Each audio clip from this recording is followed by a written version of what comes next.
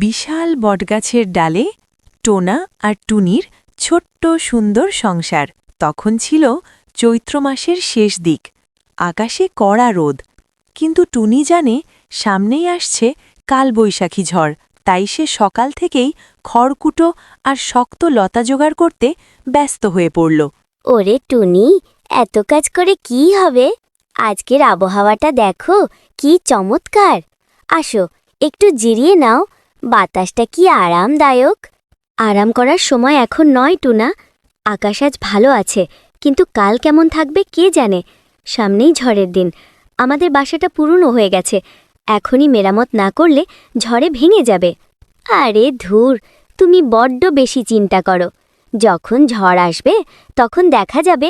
এখন তো রোদ, এখন একটু গান গাই, পোকা ধরি। তুমিও কাজ রেখে এসো তো। কিন্তু টুনি যতই বোঝাক সে কথায় কান দিল না। টুনি সারা দিন অক্লান্ত পরিশ্রম করে শক্ত লতা দিয়ে তাদের বাসার এক পাশ খুব মজবুত করে বেঁধে ফেলল। আর টোনা, সে সারাদিন এডাল ওদাল ঘুরে গান গেয়ে আর ঘুমিয়ে সময় কাটিয়ে দিল। বিকেল গড়িয়ে সন্ধ্যা নামল। হঠাৎ করেই প্রকৃতির রূপ বদলে গেল। উত্তর পশ্চিম কোণে কালো মেঘ জমতে শুরু করল। বাতাস থেমে গেল, চারপাশ থমথমে হয়ে উঠল। টুনা, আকাশ দেখেছ? কালো মেঘে ছেয়ে গেছে, বাতাসও কেমন গরম। মনে হচ্ছে আজ রাতেই কালবৈশাখী ঝড় আসবে। আরে ও কিছু না, একটু বৃষ্টি হবে হয়তো। তুমি ঘুমাও তো, এত ভয় পাবার কিছু নেই। টোনার কথা শেষ হতে না হতেই শুরু হলো ভয়ানক ঝড়। শোঁ শোঁ শব্দে বাতাস বইতে লাগল, গাছপালা ভেঙে পড়ার উপক্রম। সাথে শুরু হলো মুষলধারে বৃষ্টি। বিদ্যুৎ চমকানোর শব্দে টোনা ভয়ে কেঁপে উঠল। টোনার দিকের ডালপালা মর মর করে ভাঙতে শুরু করল। বাসাটা ছিঁড়ে যাওয়ার জোগাড়। বৃষ্টির তোড়ে টোনা ভিজে একেবারে কাক ভেজা। সে থর থর করে কাঁপতে লাগল।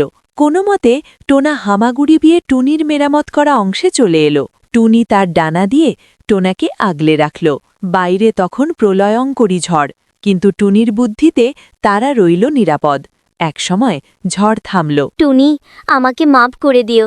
আমার অলসতার জন্য কাল বড় বিপদে পড়েছিলাম। তুমি ঠিকই বলেছিলে, সময়ের কাজ সময়ে না করলে পরে পচতাতে হয়। আমি কথা দিচ্ছি, আজই আমি বাসাটা নতুন করে বানাবো। সেই দিন থেকে টোনা আর অলসতা করল না।